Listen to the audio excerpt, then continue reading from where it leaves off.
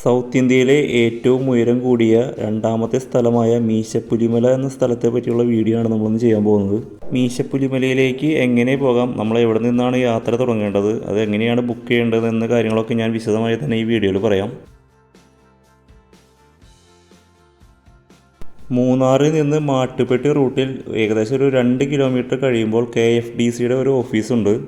ഉച്ചയ്ക്ക് 2 മണിക്കാണ് ജീപ്പ് അവിടെ നിന്ന് പുറപ്പെടുക. അപ്പോൾ നമ്മൾ എങ്ങനെയായാലും ഒരു 1 മണിക്കെങ്കിലും അവിടെ എത്തിച്ചേരണം. ഒരു ജീപ്പിന് അവർ വാടക എന്ന് പറയുന്നത് 3500 രൂപയാണ് വാങ്ങുന്നത്. അത് നമുക്ക് എത്ര 8 പേരുണ്ടെങ്കിൽ 8 പേരുടെ ഷെയർ 3500 എടുത്താൽ മതി. ഒരു ജീപ്പിനുള്ള വാടകയാണ് അവർ 3500 എന്ന് പറയുന്നത്. നമ്മുടെ വണ്ടികളൊന്നും അങ്ങോട്ട് കടത്തി വിടില്ല, എന്താ വെച്ചാൽ ഓഫ് റോഡാണ്. അപ്പോൾ അവരെ ജീപ്പിൽ മാത്രമേ നമുക്ക് പോകാൻ പറ്റുള്ളൂ. ഈ 3500 രൂപ എന്ന് പറയുന്നത് റിട്ടേൺ ചാർജ് അടക്കണം കേട്ടോ. അവർ നമ്മളവിടെ കൊണ്ടുവിട്ട് തിരിച്ചിട്ട് കൊണ്ടുവരാനുള്ള ചാർജും കൂടിയാണ് 3500 എന്ന് പറയുന്നത്. റോഡോ മെൻഷൻ എന്ന സ്ഥലത്തേക്കുള്ള ചാർജാണ് 3500.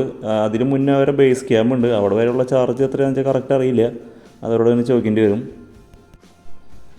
ഈ കാണുന്നതാണ് അവിടുത്തെ ബേസ് ക്യാമ്പ്. ഈ ബേസ് ക്യാമ്പിൽ ഒരു ടെൻറ്റിന് അവർ 2000 രൂപയാണ് ഈടാക്കുന്നത്. 2000 രൂപയ്ക്ക് ഒരു ടെൻറ്റിൽ 2 പേർക്കൊക്കെ കിടക്കാം.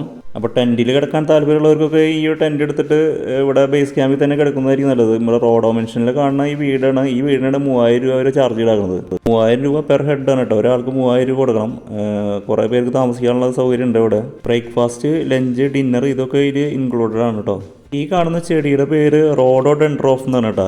ഈ ചെടി അവിടെ ഉള്ളതുകൊണ്ട്, ഈ ചെടി കൂടുതൽ നേപ്പാൾ, ഭൂട്ടാൻ എന്നീ സ്ഥലങ്ങളിൽ കാണുന്ന ചെടിയാണ്. ഈ ചെടി അവിടെ ഉള്ളത് കൊണ്ടാണ് ഈ സ്ഥലത്തിനെ റോഡോ മെൻഷൻ എന്ന് പറയുന്നതാണ് കുറച്ച് ആൾക്കാർ പറയുന്നുണ്ട്. നിങ്ങൾ അതിനെക്കുറിച്ച് കൂടുതൽ അറിയുന്നുണ്ടെങ്കിൽ ഒന്ന് കമൻറ്റ് ചെയ്യൂ കേട്ടോ.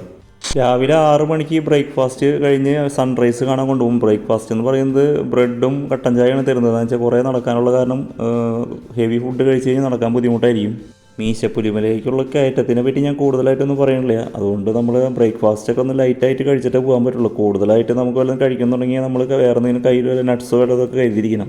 ഈ റോഡോ മെൻഷൻ എന്ന് പറഞ്ഞ സ്ഥലത്ത് നിന്ന് മീശപ്പുലിമലയിലേക്ക് എത്തണമെങ്കിൽ മിനിമം ഒരു 2 മണിക്കൂർ യാത്രയുണ്ട്. കാൽനടയായിട്ട് തന്നെ പോകണം. ഭയങ്കര കയറ്റാണ്. അതുകൊണ്ട് തന്നെ അധികം വേഗം പോയി വരാമെന്ന് വെച്ചാലും പോകരുത്. ഈ റോഡോ മെൻഷൻ എന്ന് പറഞ്ഞ സ്ഥലം സമുദ്രനിരപ്പിൽ നിന്ന് 8000 അടി ഉയരത്തിലാണ് നിൽക്കുന്നത് കേട്ടോ.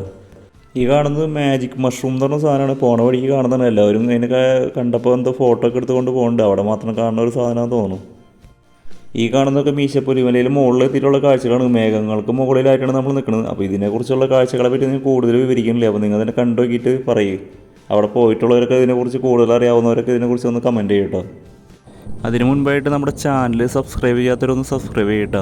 മീശപ്പുലിമലയിലെ കാഴ്ചകളൊക്കെ കണ്ട് തിരിച്ച് വീട്ടിലേക്ക് വന്നാൽ നമുക്ക് അവിടെ നിന്ന് ഉച്ചഭക്ഷണമൊക്കെ കഴിച്ച് ഒരു 2:30 KFDCയുടെ ഓഫീസിൽ അവർ തിരിച്ചെത്തിക്കുന്നതായിരിക്കും കേട്ടോ.